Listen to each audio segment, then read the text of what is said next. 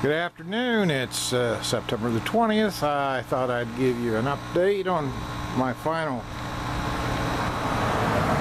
gardening for 2013. So, earlier today I gave you an after dark shot. Well, now you're looking at a midday shot. This is a large cherry type tomato. I'm not even sure where I got this, but it's done pretty good. It's pretty tasty. Not as good as the Sunglow though. Here's my big beef plant. Just look at these babies. This plant is loaded all the way to the top, reaching clear up to the gutters.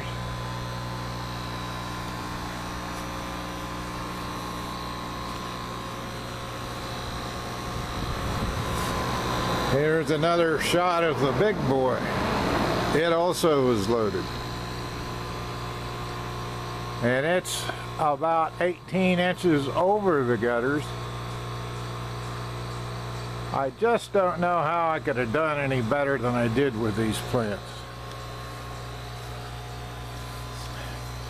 Here's a big beef clone looking on the outside in towards the porch. And here is another big beef clone. This, by the way, was a big beef that was set out, transferred into a Dutch bucket on July the 6th. Look at this baby. This is the biggest beef I've had of the year. It's still growing. It hadn't even turned white yet. Here's one of my Sunglow cherries. This is Dutch bucket and it's doing great. Every time I walk by, I have to have one. They're just so tasty. And what else can you eat that's better for you? Good. Here's another view of my Brandywine. This plant has done really well. I've picked, about 10 Brandywines, and there's probably at least that many more on it. A week ago we had some pretty heavy rain and wind, and it broke the top of the plant down, but there's still tomatoes on it and the plant's still alive, so I'm just going to let it go. Here you're viewing my 2 dirt tomatoes.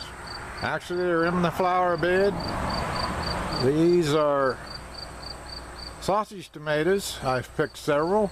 There's several more on these 2 plants. Pretty good tomato, not quite as tasty as the big beef and the Brandywine. Here we are inside my dog kennel vegetable compound. You're viewing my best cucumber I've ever had. It's shot now, but I picked 23 of the best cucumbers I've ever had. The vines are pretty well dead. Gave in to powdery mildew, which I treated successfully for a couple of weeks, but I finally had to give up on it. You're looking at the very end. There's still some green leaves and some young cucumbers still on. I don't know if they'll mature or not. To the right is a ghost pepper, my only Dutch bucket ghost pepper. It's doing pretty good. To the left of that is a big beef clone. As you can see, there's 2 really nice big beefs on that. And further up there were some smaller big beefs. Next we have bell peppers. I had 2 of these. Both of these plants bore better than any bell peppers I've ever had. I moved one indoor 2 days ago, and incidentally, since I put it under lights 14 hours a day, it is now blooming. There must be about 8 peppers set on here, some big enough to pick. If you recall back, I planted 3 bean seeds in this Dutch bucket. There's 3 holes drilled in the lid. about 8 weeks ago. Well, this bean plant is going to rival Jackson the beanstalk unless the frost gets it. It's clear to the top compound, running down the rails, and yes, it even has beans on it. Look here. There's some beans there. Here's some beans here. Now, since my wife is Filipino, they don't use beans typically the way we Americans do. They cut them up whole and use them in stir fries, salads. So we're going to get plenty of beans off of these 3 plants. I can assure you next year I'm going to have about 6 or 8 Dutch buckets with nothing but beans in them.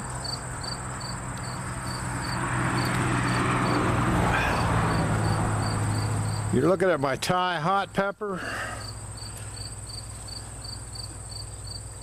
This pepper plant is just loaded. This was a Walmart plant. I bought this. It was about 1/3 this size. These are pretty hot, but not anyways near as hot as the ghost peppers. Here's the hillbilly tomato. The plant has grown quite a bit since I put it to the Dutch buckets, but no tomatoes yet.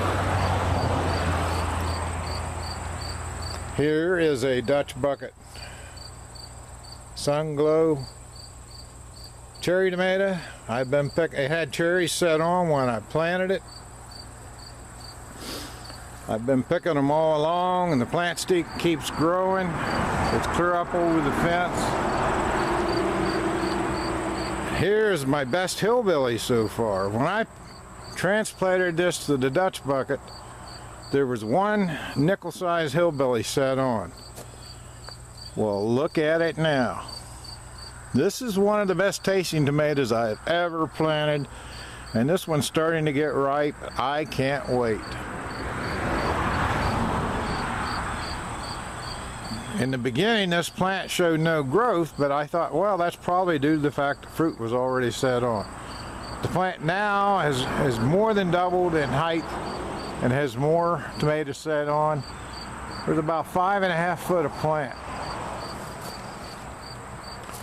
These tomatoes on the back wall here are all clones.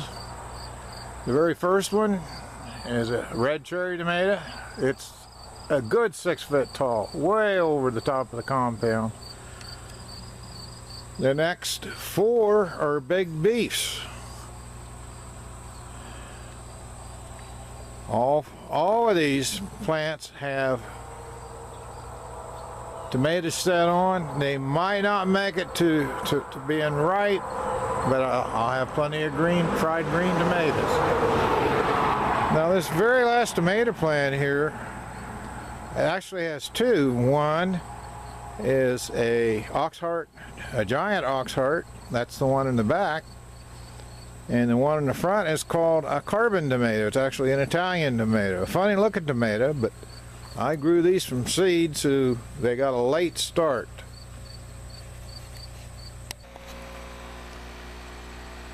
Here you're looking at another sausage tomato. Apparently I didn't have this one tied up properly. It fell over and it's now covered up 3 other tomato plants, and there's plenty of tomatoes set on. And there is my original Deepwater Culture Sunglow cherry. I probably picked 200 to 300 cherry tomatoes off this plant, and it's pretty well spent now, but there's still a few more good cherries on it. Now this plant right on the quarter was my biggest bearer this year. The plant actually got 9.5 foot tall, and I picked a total of 65 tomatoes. There's still one up there. It's almost right on the top. I'm not even sure what kind of tomato this was. It was a mix-up at the greenhouse I bought it. They had it mislabeled as a Caspian pink, but it definitely wasn't a Caspian, and it definitely wasn't pink.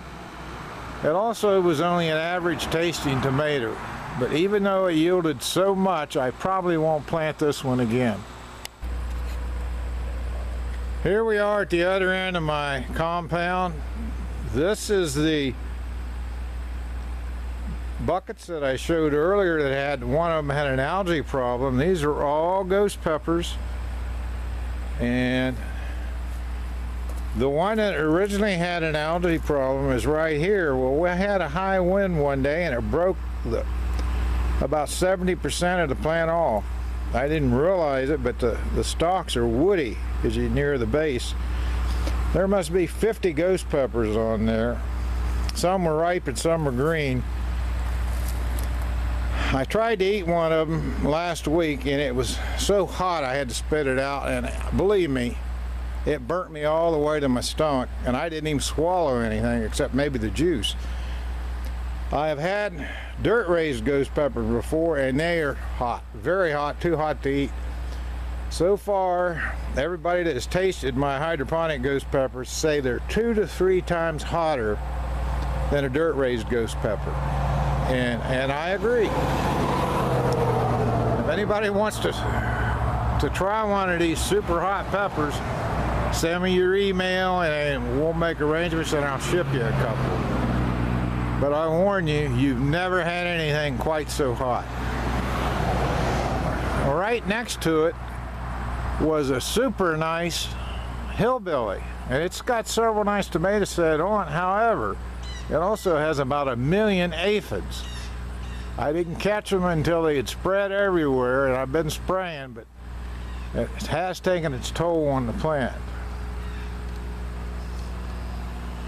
The last tomato plant over is a yellow tomato. That's all it said on the tag, is yellow tomato. It also was hit with a few aphids. And I recommend, if you ever see an aphid, even 1 or 2, you better spray them, because all they do is lay eggs and perfoliate. This yellow tomato is pretty good tomato. Not as good as the Big Beef or the Brandywine, but for yellow tomatoes, pretty good. Not quite as acidic. Some people like them that way. Here we're looking at 2 more potato plants. They're both doing great. Neither one has any potatoes set on. And by the way, the first plant now has mostly silver dollar size potatoes on it. And if you'll notice, these plants do not have any signs of insect. None at all.